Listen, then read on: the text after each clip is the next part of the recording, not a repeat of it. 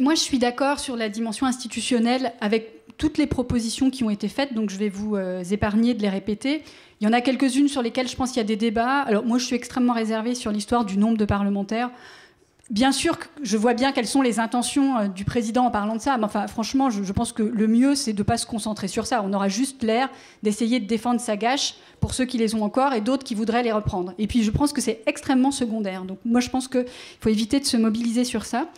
À mon sens, il y a aussi... Enfin, en tout cas, moi, j'ai un débat sur la question du mandat révocable.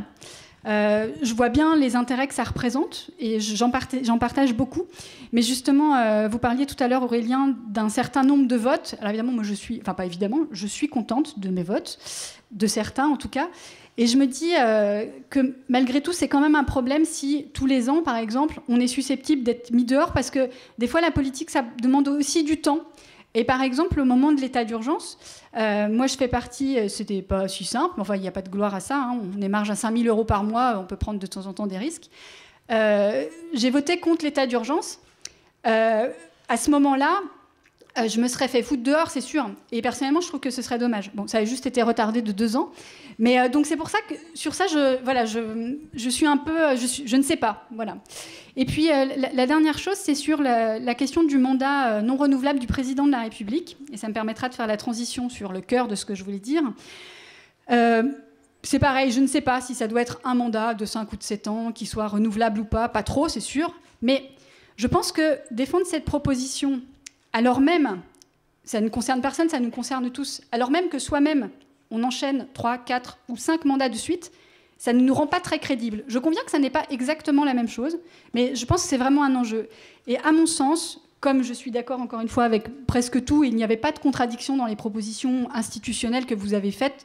Je suis pour le tirage au sort et la proportionnelle intégrale aussi. Et je partage pleinement ce qu'a dit Hugo sur le fait de... il y a ce qu'on propose et la façon dont on le propose. Mais je pense aussi qu'il faut qu'on fasse tout de suite ce qu'on raconte. Et il y a plein de choses qu'on peut déjà faire. La question du cumul des mandats, par exemple, on n'a pas besoin d'attendre la loi pour s'appliquer cette loi. Et c'est vraiment très important. Je pense qu'il y a un enjeu de crédibilité qui est essentiel. Parce que si on ne montre pas, y compris en acceptant de prendre un peu des risques, que les propositions qu'on fait, on se les applique à nous avant d'être obligé de le faire, bah voilà, je pense qu'on est moins crédible. De même que le faire tout de suite, alors à discuter, combien de mandats de suite et combien de mandats en même temps. Moi je pense que c'est 1 en même temps, et de suite, bah, moi je ne suis pas opposée au fait qu'il puisse y en avoir quand même 2, parce que des fois on fait aussi des progrès, et je ne trouve pas que 2 ce soit inadmissible, mais tout ça est à discuter. Mais si on le fait tout de suite, on participe du renouvellement de la politique, et on met en œuvre immédiatement déjà la 6e République, avec le contenu qui a été défini. Parce que, franchement, on peut parler de la 6e République, on peut tout détailler, on peut discourir. Et beaucoup de gens savent le faire très, très bien. Enfin, on sait aussi que le moment où on va la mettre en œuvre n'est pas pour tout de suite. Bastien le disait aussi. Hein, la 6e République, la constituante, etc., c'est pas pour, quand bien même en 2022, Jean-Luc Mélenchon, Charlotte Marchandise, Cécile Duflot, Benoît Hamon, et j'en oublie pas, gagnent la présidentielle. D'abord, on a déjà vu qu'il ne suffit pas que...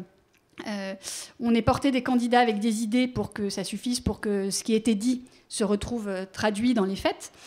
Mais en plus, c'est quand même pas sûr que ce soit pour tout de suite. Donc voilà, donc je pense que c'est bien d'avoir ce projet, et je pense qu'on a vraiment tout ce qu'il faut. C'est-à-dire qu'évidemment, ce dont on doit discuter, c'est les modalités de discussion, la façon d'associer, de faire participer les citoyens, pas de façon anecdotique, mais on doit faire tout de suite. La question du vote... On dit que c'est un régime présidentiel, du coup les députés votent comme un seul homme, et femmes aussi parfois. Enfin, on n'a pas de pistolet sur la tempe, hein. Il n'y a rien qui nous oblige, à faire comme le Premier ministre a dit. Je rappelle ce truc, comme je trouvais assez... Je vais prendre un exemple sur la question du traité budgétaire européen, sur lequel on a eu se prononcer au début du mandat, en 2012. Oui, j'étais élue de 2012 à 2017. Moi, je n'ai pas envie de faire des procès en trahison de Hollande. Enfin, on a plein d'autres sujets sur lesquels on peut le faire. Il s'était engagé à renégocier le traité. Je veux bien admettre que on peut avoir différentes façons d'estimer que ce traité a été renégocié ou pas. Moi, je considère qu'il ne l'a pas été. J'imagine qu'il y en a parmi vous aussi. On peut même dire que, on ne pouvait peut-être pas faire mieux que ce qu'il a obtenu. Bon, soit... Peut-être, je ne le pense pas, mais je trouve que c'est pas indigne de pouvoir dire ça.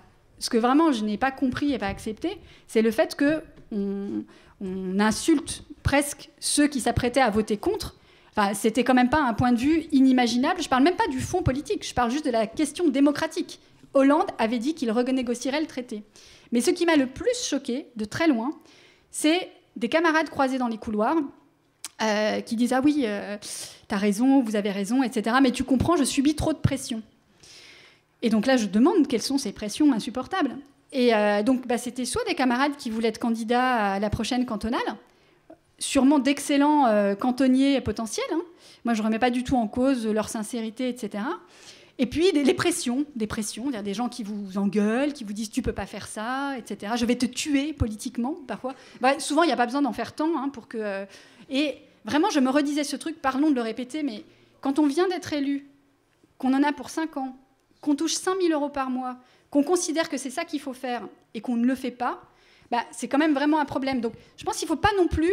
Moi, je considère que c'est vraiment, c'est vraiment majeur, le changement des institutions, parce qu'il faut qu'on change les conditions dans lesquelles la politique est faite, parce que c'est aussi une façon de changer les gens, d'éviter qu'un certain nombre de choses se fassent. Mais on ne peut pas non plus se cacher derrière les institutions.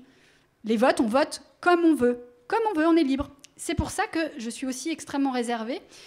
Pas sur une proposition, je ne sais plus comment ça se traduit, mais moi j'ai rencontré les camarades de la France Insoumise au moment des législatives, pas pour leur demander de retirer leur candidature, même si je pense qu'ils auraient mieux fait de le faire, mais je savais bien que ça ne servait à rien.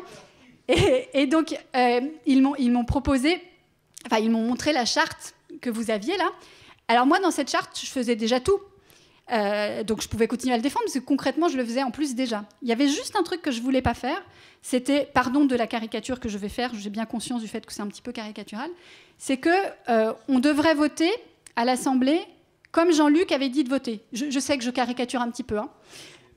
Mais moi j'ai dit, mais attendez, sans doute, et j'admets, et je reconnais volontiers que je caricature un petit peu, mais pas totalement. Et moi j'ai dit... Écoutez, je n'ai pas voté comme Hollande m'a dit ou Manuel Valls, donc je ne veux pas plus le faire quand c'est quelqu'un d'autre. Ça ne veut pas dire qu'il faut qu'on fasse n'importe quoi. Bien sûr qu'il faut qu'il y ait de la cohérence, un groupe, etc.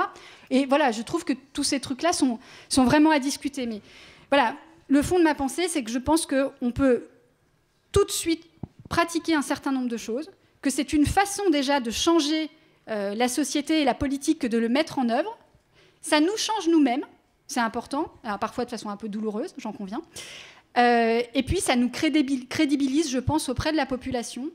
Parce que, autrement, on a juste l'air de discourir. Alors, on peut préférer notre discours plutôt que ceux d'autres, et les discours sont importants. Mais je ne vois pas pourquoi les citoyens, de façon durable, nous feraient davantage confiance qu'aux autres. Peut-être qu'à un moment, ils voteront pour nous à ce moment-là.